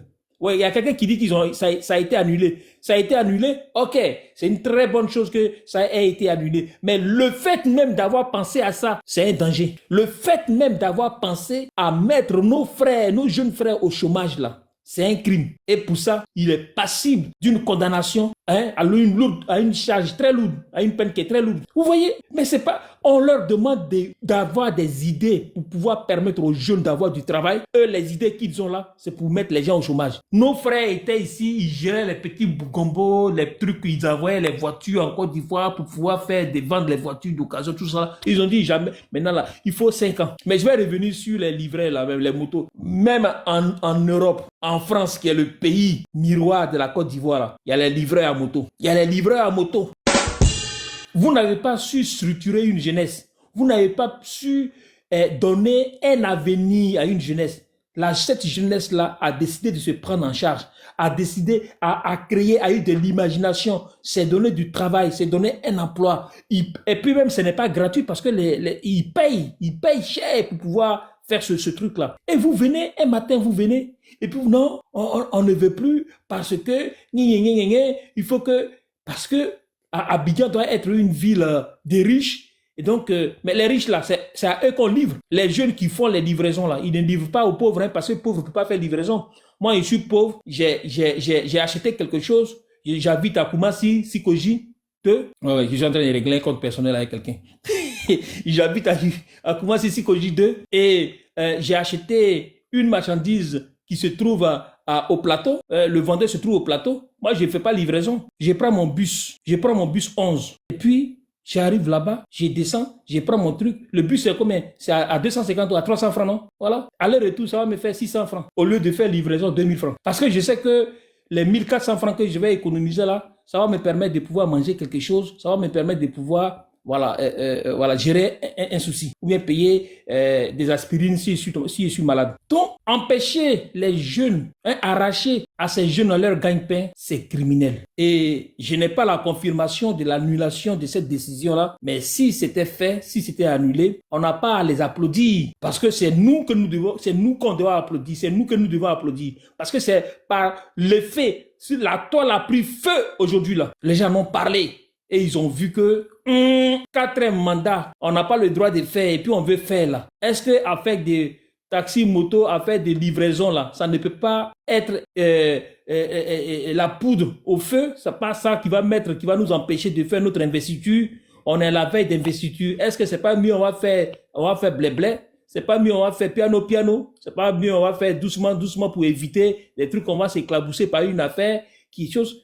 Donc, s'ils ont retiré ça, je dis Alhamdoulilah. S'ils ont retiré, je dis Alhamdoulilah. Et puis qu'ils maudissent l'origine de l'idée qui leur a permis de pouvoir prendre une telle décision, une décision qui n'est pas intelligente. Mais elle est même, quand on dit même qu'elle n'est pas intelligente, c'est fait de l'euphémisme. C'est une décision qui est idiote, stupide. Bon, quand tu regardes le visage de Adama Bitogo là, non, comment il s'appelle? Cissé Bakongo là. Quand tu regardes son visage, tu regardes sa forme là, est-ce que lui là, il peut avoir une idée? Est-ce que dans un corps comme ça là, est-ce qu'une intelligence peut séjourner dans un corps comme ça? Non, c'est pas possible. C'est pas possible. Quelqu'un qui a été viré de l'université de Cocody, tu sais ça non? Tu sais ça non? Moi, il a dit aux gens ici, il a soutenu sa thèse. Ouraga Obu a regardé, il a dit, ça c'est un chiffon. Tu n'enseigneras jamais à l'université. Il est nul. Ouraga Obu était dans le jury. Il dit, cette thèse-là, tu l'as eu, mais il n'y a pas grade de professeur d'université ici. Hein. Mais moi, ce qui me plaît chez le monsieur, ce qui me plaît chez lui, c'est que c'est aussi le symbole de courage. Je vous demande tous de faire comme Cissé Bakongo, d'avoir le courage de Cissé Bakongo. Cissé Bakongo, il a eu son bac et il est rentré au CAFOP. Il a été instituteur, je ne sais pas si vous le savez. Cissé Bakongo a été instituteur pendant des années. Il a travaillé en tant qu'instituteur pendant des années. Il a enseigné dans un village de Gagnois. Et il a compris qu'il ne pouvait pas s'arrêter à ce niveau-là et qu'il valait plus que ça. Il a eu des ambitions et il s'est formé. Et quand tu es arrivé à un tel niveau où tu es sorti de l'école pour des raisons, peut-être des raisons de moyens financiers, les parents n'avaient pas l'argent, tout. Parce que lui, son cas, c'était ça. Je crois que sa maman, elle était une commerçante, elle vendait les petits trucs là, voilà, les beignets, tout. Donc sa mère qui s'occupait. Et il a vu la difficulté dans laquelle sa maman était. Nous tous, nos mamans n'avaient pas les moyens. Ça, il faut pas, je dis pas ça pour pouvoir dire des choses, hein. Voilà. Mais c'est une maman brave. Je salue maman chose Bakongo pour ce que tu as fait pour ton fils, tout. On aimerait avoir tous des moments comme ça, et une maman comme ça, elle mérite même d'être décorée pour ce qu'elle a fait pour son fils. Voilà. Ça, je ne le dis pas pour dire des méchancetés. Mais je vais simplement dire que si c'est Bakongo s'est dit que non, je peux aller plus loin. Et il a poursuivi ses études. Et il est devenu ce qu'il est devenu aujourd'hui là. Mais il a soutenu une thèse. Même si on trouve que elle n'est pas très solide, mais il a soutenu quand même. Et donc moi j'encourage les Ivoiriens à ne pas embattre que était Manawa à Abidjan. De Manawa, il est devenu commissaire de police. Parce que il a cru à sa chance. Il s'est dit, je ne peux pas rester comme ça. Il faut que je passe. Il passe les concours, il les soumet, il continue. Et puis il a eu sa chance. Aujourd'hui, le commissaire de police. Les gens l'appellent commissaire Manawa, les Ivoiriens. Ils l'ont montré sur les réseaux sociaux. Les gens l'ont surnommé commissaire Manawa. Mais il est fier de ça, c'est son histoire. Donc moi, si c'est Bakongo, c'est quelqu'un que j'admire beaucoup. Il y a des vigiles qui ont soutenu des thèses. Hein. Voilà, il y a des vigiles aussi qui ont soutenu. Il y a des vigiles, il y a une fille vigile qui a soutenu sa thèse en philosophie ou même en lettres modernes à l'université de Bouaké. Tu vois. Ça vaut même pas encore un mois. Voilà, tu vois ça. Donc, ce que j'ai dit à travers ça, à travers l'exemple de Cissé Bakongo, qui est quand même un personnage politique de première ligne hein, en Côte d'Ivoire, quoi qu'on dise de son parti, mais bon, voilà. Il est quand même très en vue. Son exemple doit véritablement inspirer tous les jeunes de Côte d'Ivoire. Ne désespérez pas, n'abandonnez pas, ne vous contentez pas de ce que vous avez. Visez haut. Parce que celui qui vise la lune, s'il rate la lune, forcément il va tomber sur les étoiles. Forcément il va tomber sur les étoiles. Donc visez vraiment haut. Ah d'accord. Donc les politiques là, il est là, il parle et puis quand il regarde le président Laurent Gbagbo, il croit que c'est son semblable. Gbagbo n'a pas été instituteur. Hein. Bon, je n'ai rien contre les instituteurs, mais Gbagbo a été professeur. Puis après, il a continué, il a soutenu sa thèse de doctorat. Donc, il ne peut pas se permettre de dire certaines choses. Il est très méchant, il est très irrévérencieux. Alors que quand il rencontre le président Laurent Gbagbo, il s'abaisse. Bon. Donc, l'affaire de monsieur là, du directeur des affaires administratives et financières du ministère de la Santé, qui devait donc... à travers sa gestion, sa très bonne gestion des finances de la santé, devait donner une bonne santé à la santé ivoirienne, au ministère de la Santé, mais il a rendu la santé malade, le ministère de la Santé malade, avec ses détournements. Et si lui, il a détourné, il faut qu'on fouille son ministre, son patron Demba. Il faut qu'on regarde très bien, parce que Demba, lui aussi, hein, il y a des choses qui se disent sur lui. Il y a des choses qui se disent sur lui, Demba. Ah ben oui, il y a des choses qui se disent sur lui. Hein. Donc vous voyez, on est donc dans une république des détourneurs. Malheureusement, on n'a aucune force de lutter contre ça, parce que quand on parle, moi j'entends des gens dire, oh non, tu es un jaloux. Bon, moi je vais être jaloux de quelqu'un qui a des milliards. Moi-même là, je n'ai même pas millions. Je vais être jaloux de quelqu'un qui a des milliards. C'est que moi-même, je vais ma mort inutilement, parce que cette jalousie-là n'a même pas d'objet. Les gens, ils volent milliards. Toi-même, tu ne gagnes même pas 50 000 francs, tu vas voler, et puis tu vas être jaloux des choses. On ne joue pas dans la même catégorie. Non, je ne fais pas les éloges de Bakongo. J'ai même d'abord, je l'ai d'abord cassé, hein, avant de parler un peu de son parcours, voilà, du courage qu'il a, hein, de l'instituteur qu'il était, et il a repris ses études, tout ça, donc pour encourager les gens, parce que tu sais, souvent pour encourager les gens, il faut qu'il y ait un exemple. Et l'exemple, il y a beaucoup d'exemples, hein, il y a Soleil qui vient de parler d'une fille qui était donc, elle était quoi là? Elle était vigile. Elle était vigile. Elle Voilà. a porté une tenue.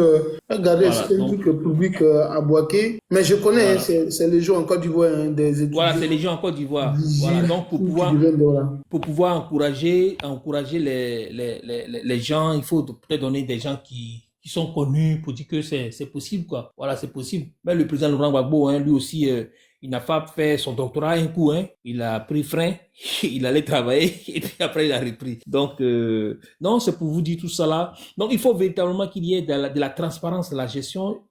La bonne gouvernance, c'est ça aussi. On nous a vanté les mérites d'Alassane Ouattara comme étant un homme rigoureux. Malheureusement, ce qu'on constate, c'est que la rigueur et lui font pas bon ménage. Voilà, ça fait pas bon ménage. Et sous Alassane Ouattara, il y a beaucoup de détournements. Voilà.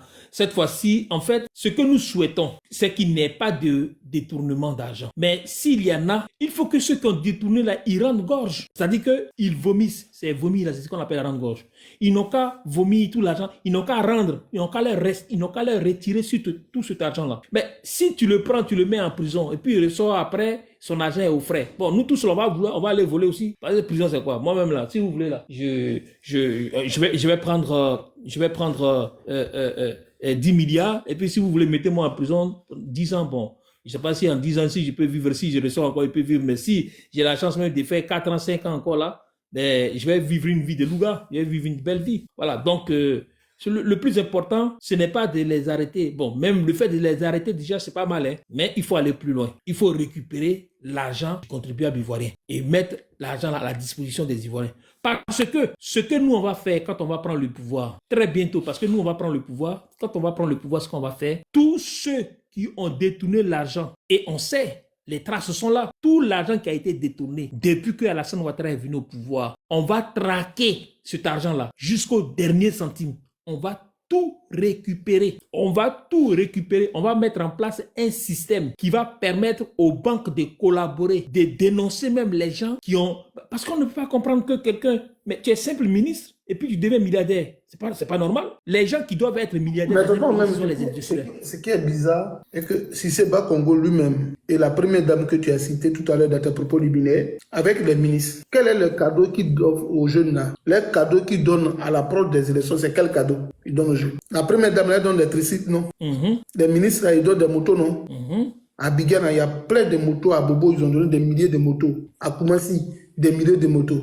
Mais ça a roulé où? Mais c'est pas pour faire campagne. Non, après campagne, c'est pas de la maison. Mais après la campagne, la logique aurait voulu qu'ils rendent des motos. Bien. Non, hein? C'est des dons en même temps en nature, on leur donne, c'est fini. Ah, ok, des dons. Ah, moi j'ai pensé que c'était des outils pour travailler, mais je ne savais pas que c'était des dons. Bah, si ce sont ces dons, ce sont des dons, mais ils vont prendre ça pour pouvoir se réaliser. Et c'est ce qu'ils font, Non, mais je pense que Alassane Ouattara, il gère la Côte d'Ivoire de façon artisanale. Ouais, de façon artisanale. Il faut mettre un peu plus de scientificité dans la gestion du pays. Il faut mettre beaucoup plus de rigueur. Voilà, parce que c'est parce que les gens n'ont pas de modèles. Ils n'ont pas de modèles. Tous les ministres, ce sont des voleurs. Eux tous, ce sont des voleurs. Même notre sœur, la Bellemonde, là, on dit elle-même aussi, elle est rentrée dans les trucs de, tu vois, ils ont commencé à devenir riches. Dans un pays où un homme politique, il donne de l'argent. On dit funérailles. Ici, il donne l'argent. Il fait ceci, il donne. C'est que c'est un voleur. Mais c'est aussi...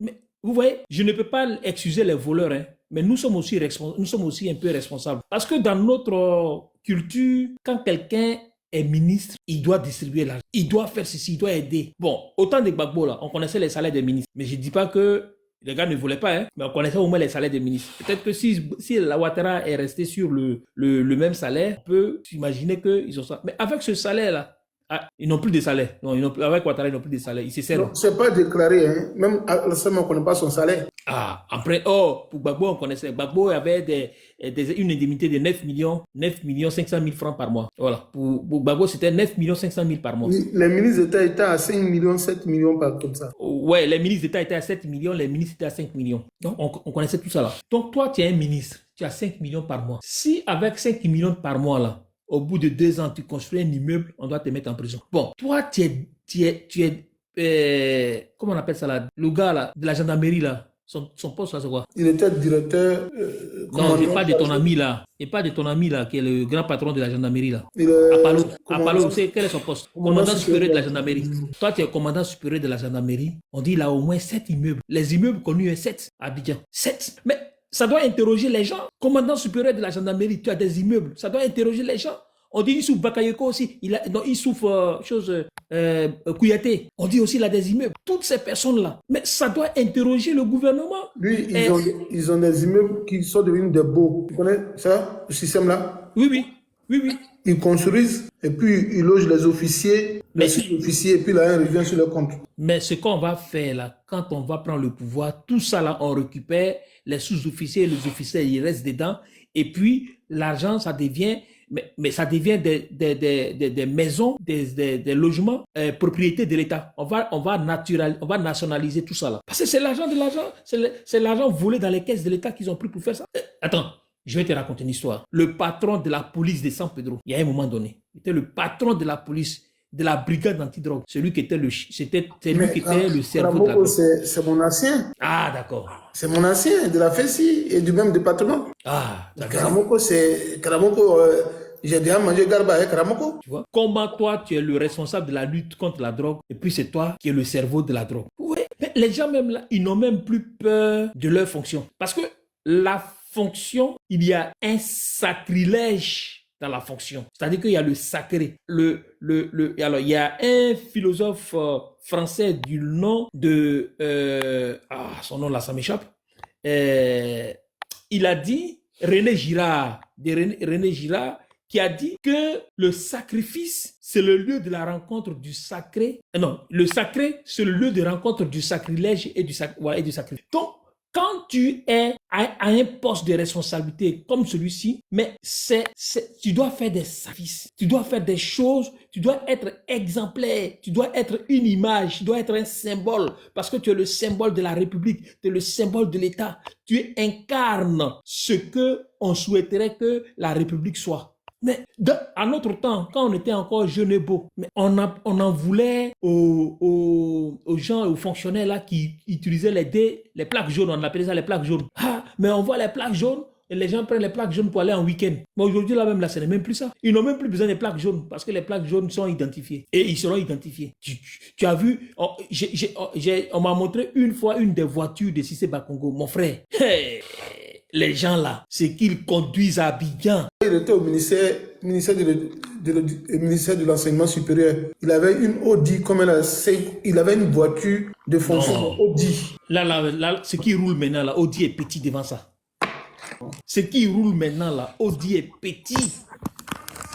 Ah, il va faire quoi avec Audi? Il va faire quoi avec Audi? Les gens sont dans le vrai bon. Hein? Dans le vrai bon. Ah. Et tout ça là, c'est l'argent du contribuable. Et c'est tout ça qui fait que la vie est chère en Côte d'Ivoire. Et c'est tout ça qui fait que... comment on appelle ça là? Ouais, parce que les gens aussi sont dans le blanchiment d'argent. Et quand dans un pays, il y a le blanchiment d'argent, mais le coût de la vie devient cher. Devient élevé. Aujourd'hui, à Ireti, les plaques, à chaque fois... Ah, d'accord. Aujourd'hui, on ne peut pas s'empêcher de dire que Abidjan n'est plus une ville habitable par le citoyen qui est de la classe moyenne. Tu as 200 000 francs par mois à Abidjan, tu ne peux pas vivre à Abidjan. Ce n'est pas possible. Moi, j'ai des proches qui ont dit que Abidjan est devenu cher, on va aller se cacher à Bassam. Mais Bassam même là, mais mieux vaut rester à Abidjan, mieux vaut mourir à Abidjan que d'aller se suicider à Bassam. Parce qu'à Bassam aussi, tu vas payer transport. Maintenant, ils ont mis péage. Hein? Donc, il faut que Alassane Ouattara réussisse à créer une certaine réconciliation sociale. Parce que c'est pas tout le monde qui est dans les business, qui vole l'argent et puis qui peut vivre. Moi, quand je vois les coûts des maisons à Abidjan, 350 millions.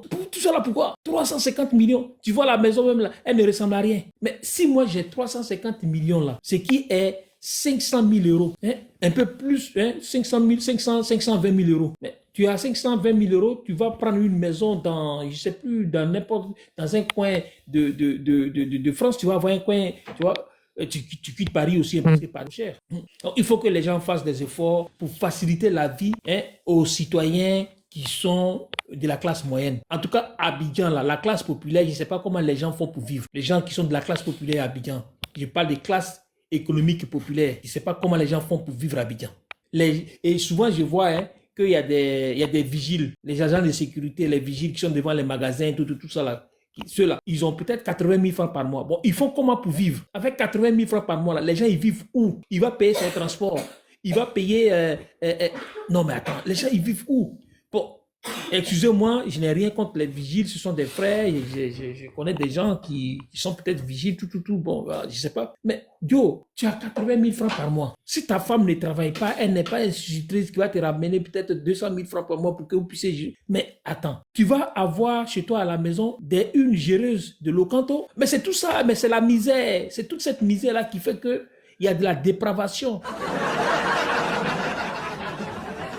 Les gens se disent que bon, je préfère moi-même et tout. Voilà. Parce que les gens sont dans la misère. Les gens disent oui, mais Ouattara, il travaille, il a fait les routes, il a fait la Y4, il a fait ceci, il a fait cela, et que oui. Mais tout ça là, c'est bon, c'est bon. Mais je reviens encore sur ma question de départ. Si on arrête les détournements d'argent là, si on gère le pays, si on met en place une gouvernance, une bonne gouvernance là, on peut faire les ponts là et puis les gens peuvent vivre bien en réduisant les taxes sur les produits de première nécessité, en mettant en place un système de solidarité. Ça peut permettre aux gens de vivre normalement. Aujourd'hui, la Côte d'Ivoire là, les Ivoiriens, les moyens dont dispose la Côte d'Ivoire, c'est-à-dire que l'argent du cacao seulement de la Côte d'Ivoire, ça peut permettre aux Ivoiriens de se soigner gratuitement, quelle que soit la maladie. Ça peut équiper au moins 12 hôpitaux avec des moyens techniques qui rivalisent ceux de la pitié salpêtrière. On peut le faire en Côte d'Ivoire et puis notre cœur ne peut pas battre.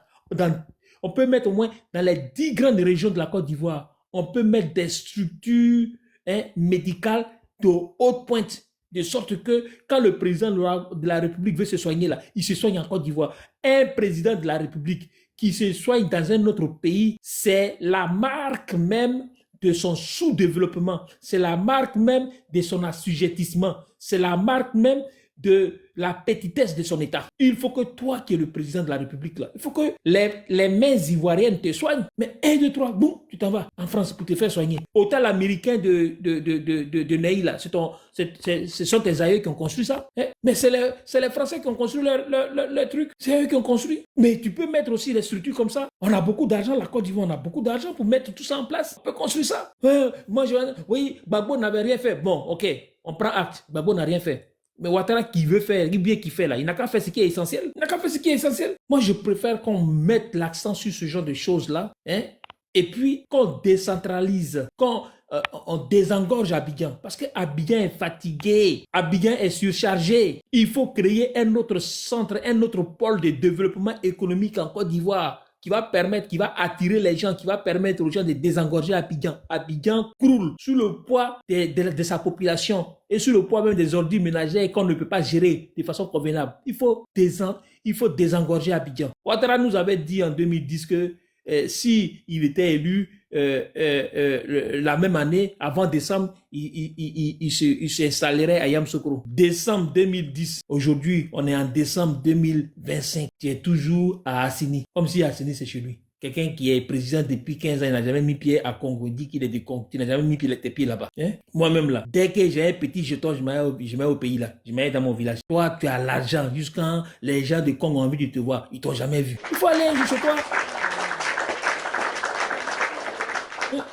Ou bien, tu n'as pas envie de voir tes parents de Congo. Eux, ils veulent te voir, il faut aller là-bas. Ou bien, ils se déplacent et ils viennent à Abidjan. Non, il faut aller là-bas. Parce que il faut Boigny partir à Yamoussoukro. Il faut Boigny. 1, 2, 3, il était à Yamoussoukro. Quand vous pouvez partir là, Bédier est venu. 1, 2, 3, Bédier, il était chez Bédier, c'est où ça? C'est Kokorandoumi, non? C'est Pépressou. C'est ça? Non? C'est Pépressou, non? Bien Kokorandoumi. Kokorandoumi, c'est chez maman Henriette Kona Bédier. Lui, c'est Pépressou. Lui, il partait à Pépressou, Bédier. Et puis, quand Guy Robert est venu, on a appris que lui, son village, c'est Kabakouma. Ouais, c'est son village, c'est pas la ville, c'est le village Kabakouma, il est de Biakouma. Mais son village, c'est Kabakouma. Quand Gbagbo est venu là, oh, maman, 1, 2, 3, il a maman. 1, 2, 3, il a maman. Mais Eyi, toi, il n'est même pas... Tu vas pas chez toi un jour, va un jour à Kong, et puis Kong là, il doit avoir un village là-bas, non? Parce que tu peux pas être de Kong. Ah non. Tout ça là, ça donne la paresse. Ça donne la paresse. Tu peux aller à Kong, on dit tu es malade, il y a les médicaments traditionnels, les gars peuvent te faire ça, ça va te guérir. 1, 2, 3, tu cours, tu vas en France. Tu es français, tu es gaulois. Tu n'es pas gaulois. Tu es un gbain. Donc va chez toi, pour que tes parents aussi te fassent la bénédiction. Non, Ouattara. Ouattara, faut pas nous fatiguer. Voilà. Tu as fait 3 mandats. Le 3e mandat, tu n'avais pas le droit de le faire. Maintenant, tu veux faire 4e mandat. Bon, moi, j'ai entendu un homme de Dieu camerounais, mais lui là même là, et vous l'avez entendu aussi, non, ce Camerounais là, cet homme de Dieu camerounais là. Il dit, Ouattara va vivre jusqu'à 94 ans. Non, ouais, il a dit, Ouattara va vivre jusqu'à 94 ans, oui. Il dit, Ouattara va vivre jusqu'à 94 ans. Que c'est à ces 94 ans que Ouattara va mourir. Bon, moi, quand cet homme de Dieu l'a dit ça là, moi j'ai eu peur. Il dit, parce que le vieux là, il a 83 ans. S'il fait encore 9 ans là, il va faire encore 2 mandats. Bon, vieux là, s'il fait 2 mandats encore, moi je suis foutu. Je suis foutu, Ah, il dit, prophète camerounais là, tu ne peux pas nous dire quand Paul Biya va partir, c'est pour notre papouné, notre papouné ado. C'est ce que tu as vu. Il dit, Ouattara va vivre 94 ans. Et puis dans sa prophétie là, Ouattara, oui, je crois qu'il a dit, Ouattara va mourir en 2034 et puis Gbagbo en 2033. Quoi? Donc, le gars là va être sur le tête jusqu'en 2034. Non, faut pas, il va nous faire ça. Faut pas, il va nous faire ça. On ne dit pas, moi je n'ai pas dit que Ouattara n'a qu'à tout faire parce que non, c'est le papa des gens, c'est le grand-père des gens, tout. Mais, yo, il n'a qu'à partir. Parce que le monsieur là, ce qui me fait peur, c'est que Ouattara, il veut tout au pouvoir. Donc, tant qu'il respire, il va être au pouvoir. Et si on nous dit qu'il va vivre jusqu'à 94 ans, moi, j'ai peur. Je n'ai pas peur parce qu'il va vivre, mais j'ai peur parce qu'il va rester au pouvoir jusqu'à 94 ans. Or, je n'ai pas l'intention de souhaiter qu'il douffe. Mais comme, tant qu'il n'a pas douffe, il ne quittera pas le pouvoir, pas avoir des conséquences, s'il peut douffe, ça ne me dérangerait pas. Je ne dis pas que je veux qu'il douffe, mais s'il douffe, ça ne me dérangerait pas. Parce qu'il faut qu'il parte. Et puis, quand je dis il faut qu'il parte, ce n'est pas par méchanceté, mais c'est pour son own bien, pour son propre bien. Parce que là, il ne maîtrise plus rien. Hein? Bon, je vais intervenir sur ça là, puis je vais laisser. Parce que là, j'ai découpé ma viande. J'étais en train de laver pour mettre dans le frigidaire. Je n'ai même pas encore fait ça. Et puis, faut parler. Nous, là, aujourd'hui, on te écoute. Faut parler aujourd'hui. Ma viande est dehors. Je n'ai pas. Il faut que je la mette au réfrigérateur. Faut parler aujourd'hui. Sinon, elle va se gâter. Après, toi, tout le monde est là. Les gens ne sont même pas partis. Hein. Ils te font ça, ils reviennent. Vas-y. Non, sérieusement, j'ai beaucoup contre toi. Ça, c'est non. Pourquoi j'ai dit n'est contre toi? Tout ce que tu as fait, Nega, mon gars, Blaise Lass, que tu as mis en prison, tous mes potes, mon tonton Lida Kwasi, mon grand frère, Kone Boubacar qui est en prison, tous les gars, non, je suis fâché, je suis pas content de toi, il faut les libérer. Mais je veux dire, le vieux là, il faut partir. Parce que toi-même, tu sais que tu ne maîtrises plus la situation. Non, tu ne maîtrises plus la situation. Toi-même, là, quand tu dois faire discours, tu dois prendre le micro pour parler, là. Tes propres partisans, même, ils ont peur. Parce que si tu ne tombes pas, tu racontes des choses toi-même, tu ne sais plus. Toi-même, là, tu as demandé qu'on enlève le nom de Gbagbo sur la liste électorale. Tu as demandé à Camara, la fille, la chose guinéenne, là, qui est présidente du Conseil constitutionnel, tu lui as demandé, non, il n'a qu'à rejeter la candidature du président Laurent Gbagbo. Il n'est pas candidat. Et tu arrives à Daloa, et puis tu dis que non, s'ils sont garçons, ils n'ont qu'à venir présenter leur projet. Ben, quelqu'un n'est pas candidat, il va présenter quel projet? Vieux, Opa, tu vis dans quel monde? Non, je ne peux pas souhaiter la mort. Je ne peux pas faire ça. Non, je ne fais pas ça. Non, moi, je suis d'une religion, enfin, moi, je pratique le syncrétisme religieux. Voilà, le syncrétisme religieux, ça consiste à prendre ce qui est bon, ce que je crois bon dans chaque religion. Je suis d'obédience chrétienne, mais je suis beaucoup plus syncrétique. Voilà, donc ce qui est bon dans la religion musulmane, je prends. Dans le bouddhisme, je prends. Moi, par exemple, je crois à la réincarnation. Celui qui ne croit pas à la réincarnation, je ne l'oblige pas. Mais pour moi, la réincarnation, c'est quelque chose, c'est une vérité naturelle. Moi, je crois à ça. Les chrétiens ne croient pas à ça. Sur ce point-là, les chrétiens et moi, on a une divergence, une profonde divergence. Moi, je crois à ça. Je crois à la réincarnation, je crois à la loi du karma. Les chrétiens n'y croient pas. Bon, vous voyez donc que, mais je suis chrétien parce que, bon, ça c'était pas ça le sujet. Donc, je ne peux pas véritablement souhaiter qu'une personne gasse. Non, je ne vais pas le faire. Non. Et puis surtout que, non, Papa Ado, lui, quand tu souhaites que il y a là, c'est toi-même que chose, hein. Parce qu'il avait même un collaborateur qu'on appelait cimetière. Il dit celui qui parle mal d'Ado, il va se retrouver au cimetière.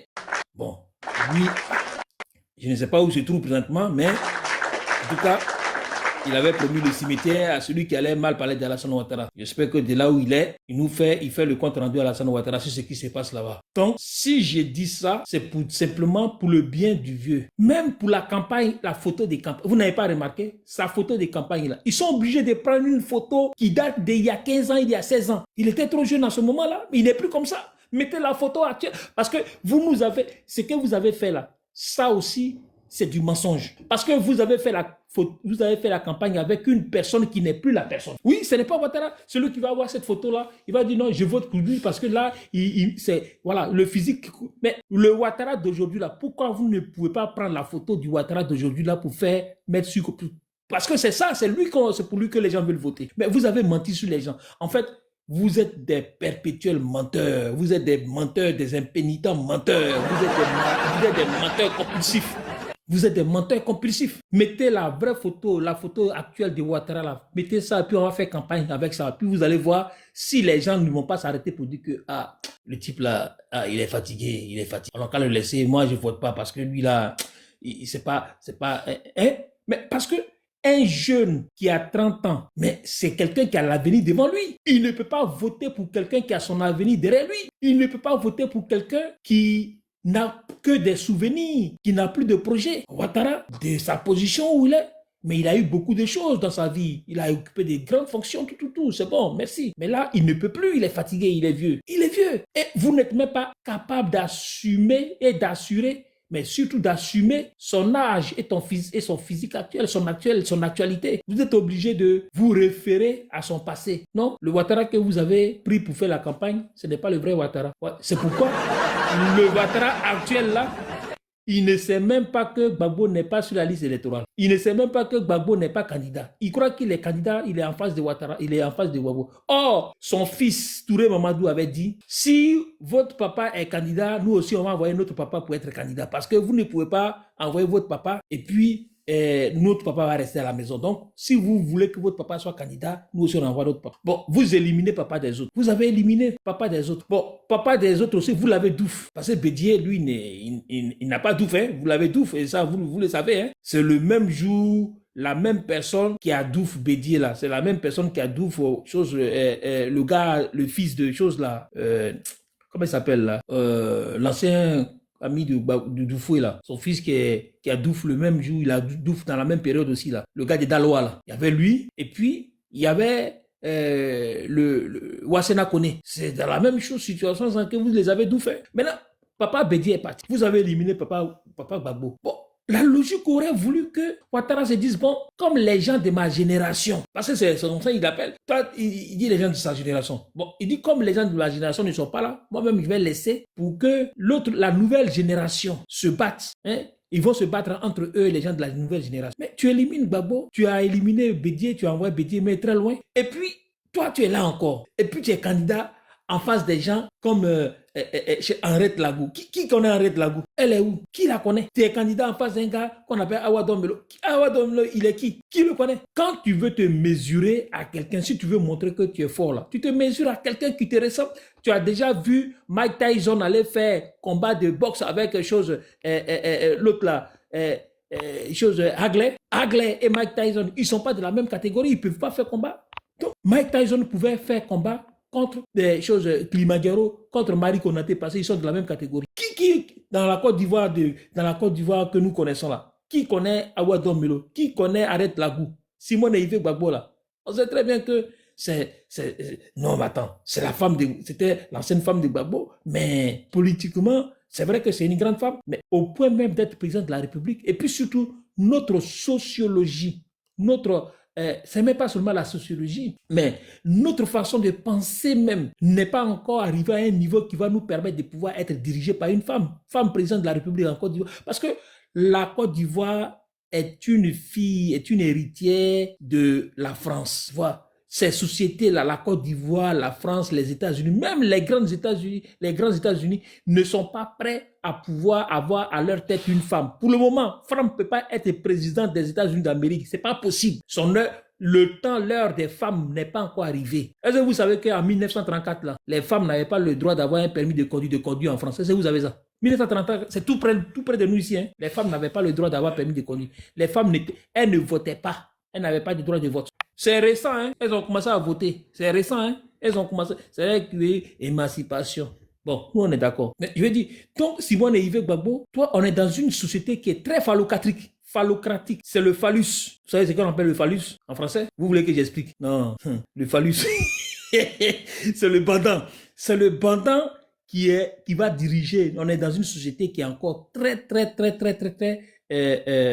paternaliste, qui est, voilà. Donc, on n'est pas prêt. Femme, vous allez nous accompagner. On m'a toujours dit, derrière un grand homme, il y a une grande femme. C'est ce qu'on va dire. Mais pour le moment, on n'est pas prêt. Donc, Simone Yves Gbagbo, qui va être président de la Côte d'Ivoire, vous-même, vous avez rêvé ou bien quoi? Elle dit que non, on dit qu'il y a des pasteurs qui ont fait prophétie, que Dieu l'a choisi. Ou vous croyez que dans nos bêtises là, Dieu est dedans? Dieu est dedans. Comme Dieu l'a choisi là, c'est là, elle est assise, elle dit oui, on dit Dieu n'a qu'à prier pour Alassane Ouattara. On dit il faut prier pour Alassane Ouattara, mais la fille de l'enfant que tu as élevé, la fille de Michel Gbagbo, qui porte ton nom, elle porte ton nom, elle se marie, ça dot, ils sont venus te donner, tu as refusé, tu dis non, tu ne veux pas, tu ne les reçois pas. Après, ils vont parler de Dieu. Bon, mon sujet, ce n'était pas Maman Simone, je vais la laisser tranquille, je vais retourner à la chose. Donc, Alassane Ouattara, tu allais faire campagne, et ça fait longtemps que je ne parle pas, donc laissez-moi y parler. Alassane Ouattara, tu allais faire élection en face de Attends, vas-y, André, c'est une invitation spéciale pour Zarathustra parce qu'il y a longtemps, on ne le voit pas. C'est pour ça que je ne parle pas moi-même, c'est Zara seulement qui parle. Donc peut-être demain, il va te prendre André. André, il dit quoi? Non, il veut monter, mais il va le prendre demain, André, s'il te plaît. C'est Zara qui parle jusqu'à une certaine heure, puis on va le se coucher. Il peut monter. Et André, il faut monter. Moi, j'ai ma viande que je vais laver. Puis non, il faut parler parce que après, c'est en boucle la boucle. Viande là, moi, je mange les choses, hein. Je mange d'eau de poulet. Tu connais l'eau de poulet, non? C'est là où il n'y a pas os, tout ça là, ça coûte cher. Donc, si j'ai laissé ça comme ça, et puis je mange la viande que je mange là, c'est viande des bourguignons. C'est le bourguignon. Donc, ça, c'est des choses qui sont chères, hein. Donc, voilà, ça est là. Est-ce que tu as acheté du shampoing? Est-ce que tu manges le dos du shampoing? Shampoing, c'est quoi? Le shampoing? Ouais, c'est quoi? Faut le voir, tu vas savoir ce qui est shampoing. C'est un animal. Non, mais c'est le poulet le plus gros du monde. Ah, bon. Le poulet qui devient bavard. Tout ce qui est gros là, moi, ça me fait peur. Mais non, le poulet, c'est une tradition française. À chaque fête, là, quand il arrive le plus gros poulet, là, quand on dit poulet, mais en vrai, c'est le shampoing. Ah, d'accord, ok. Ça, je ne savais pas. Donc, j'ai dit à Alassane Ouattara, comment tu as battu Simone Yves? Tu as battu Lagou, tu as battu, comment il s'appelle là, le bluffeur là, Jean-Louis Billon. Et puis tu dis que non, tu as battu, tu as gagné l'élection. Tu n'as pas gagné l'élection. Tu n'as pas gagné l'élection. Jean-Louis Billon, même lui, il a perdu net, il est allé sur son yacht, il allait célébrer sa défaite. Est-ce qu'on célèbre défaite? Bon, eux tous là, ils auraient pu dire que bon, parce qu'en 1990, quand Gbagbo a perdu l'élection présidentielle face à Oufoué, là, il allait être député, il allait être candidat pour être député. Mais eux-mêmes, là, ils savent que même députés, là, ils vont perdre. Wallahi Bilahi, demandez à Jean-Louis Billon, demandez à Awadon Melo d'aller être candidat à Bongouanou pour être député de Bongouanou. Il va perdre. Même 25%, il ne peut pas avoir. 25%, il ne peut pas avoir. Donc, ces gens comme ça, là, tu les bats et puis tu es fier. Et non, tu n'as pas gagné d'élection. Vieux, tu n'as pas gagné. Et quand nous banana, et quand on a pisé, quand il irine. Bon, non, ça c'est... Si tu voulais bien faire, tu aurais dû au moins te mettre en face d'un gars comme Tidiane Thiam. Et puis on allait vérifier quelque chose. Tidiane Thiam allait t'humilier. Mais toi, tu as vu dedans. Pour des raisons farfelues, tu élimines la candidature de Tidiane Thiam. Et le monsieur leur dit qu'il a eu pris aux États-Unis. Hein. Les Américains, non, ils ont foutu. Le gars est allé crier dans vos oreilles là-bas. Il allait plaider, il allait jouer les bégas auprès de vous pour que vous puissiez soutenir son projet de candidature en Côte d'Ivoire. Vous ne l'avez même pas écouté. Hein? Vous ne l'avez même pas écouté. Ouattara a rejeté sa candidature. Et puis vous lui décernez prix pour la démocratie. Donc lui, il est démocrate. Sa démocratie, là, c'est de n'avoir pas participé à l'élection présidentielle. En fait, ça, je pense que c'est un prix de consolation. Et puis, c'est un prix même de foutaise. Et lui, il prend ça, il est fier. Bon, moi-même, là, je pense que Tidiane Thiam, le PDCI doit penser à une autre formule. Mais la meilleure formule, là, pourquoi? Attends, il est où même le grand frère Thierry Tano, il est où? Thierry Tano, il est où? Est-ce qu'il n'est pas retourné aux États-Unis? Mais voilà quelqu'un que Oufoué et que Bédié avaient responsabilisé sur l'installation des départementaux de PDCI RDA. C'était lui qui était sa charge. C'était une façon de lui permettre de pouvoir connaître toutes les régions. Mais pour moi, c'était le successeur choisi par Henri Konan Bédié. On nous sort quelqu'un de nulle part. On dit non, comme il est le plus long de la Côte d'Ivoire, il faut qu'il soit candidat. Parce que je pense que la seule qualité qu'il avait, c'était sa taille. Hein? On dit viens en Côte d'Ivoire, les gens ne peuvent pas t'arrêter. Viens, nous tous on va se déplacer, on va aller à l'aéroport pour t'accueillir. Viens en Côte d'Ivoire. Le gars est là, il est en France et puis c'est là-bas il est devenu cyberactiviste. Là même là, il dit il va rentrer. Si c'est Bakongo, l'autre là, Michelin a dit que s'il vient, la justice va s'appliquer dans toute sa rigueur. Il a reculé, il ne veut plus rentrer. Ils ont fait rentrer Brendoumi. Brendoumi a été arrêté. Il a dit Ils ont arrêté Brédimi. C'est que le prochain, là, ce sera moi. Donc, moi, je préfère rester ici. Non, attends. On ne peut pas prendre le pouvoir si... Non, on ne peut pas prendre le pouvoir comme ça. Le pouvoir, il se prend dans le charbon, il se prend dans la fournaise, il se prend dans le chaudron. Il faut accepter d'affronter le chaudron. Toi, Tidiane Thiam, pendant la période où on a rejeté ta candidature, là, tu quittes la France et puis tu arrives en Côte d'Ivoire. Nous tous, on va aller te soutenir. Si Ouattara veut te toucher, là, il va dire à tous les Ivoiriens, il va dire à les Ivoiriens qui vont venir faire et qui vont servir des bouquets humains, là, il va les dire d'abord avant de te récupérer. C'est ça. Ça aurait donné une autre orientation à la résistance. Mais tu fuis, tu restes en France. On dit viens, tu dis non, je viens pas. Parce que le gars là, il est comme ça, je ne viens pas. Et puis c'est le vieux Gbagbo là. Les PDC, ils vont t'allumer, moi je ne suis pas dedans. Hein? Ah. Non, mais eux-mêmes, non, eux-mêmes là, s'ils m'allument là, ceux qui m'appellent inbox et puis on dit la même chose là, j'ai dit leur nom. Ceux qui m'appellent inbox et puis on dit la même chose, on dit ce que je suis en train de dire là. Je vais dire leur nom. Ils ne peuvent pas parler avec moi en privé. On dit des choses. Maintenant. Tout ce qui se dit, je t'ai dit. Donc c'est ça un peu. Tidiane Thiam, il a laissé là-bas le président, le vieux Gbagbo. Gbagbo peut faire quoi? Gbagbo, c'est un vieux koyo. Vieux koyo comme Alassane Ouattara. Et ils ont fait pour eux. Toi, tu vas laisser Gbagbo, il va... Non, ce combat-là, c'est un combat de notre génération. Chaque peuple a en face de lui, a une mission.